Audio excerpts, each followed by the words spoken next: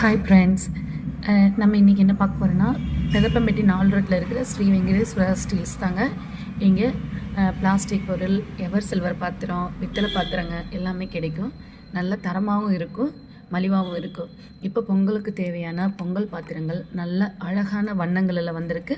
உங்களுக்கு தேவையானவங்க வந்து நேரில் வந்து விசிட் பண்ணி வாங்கிக்கோங்க. தேங்க்யூ.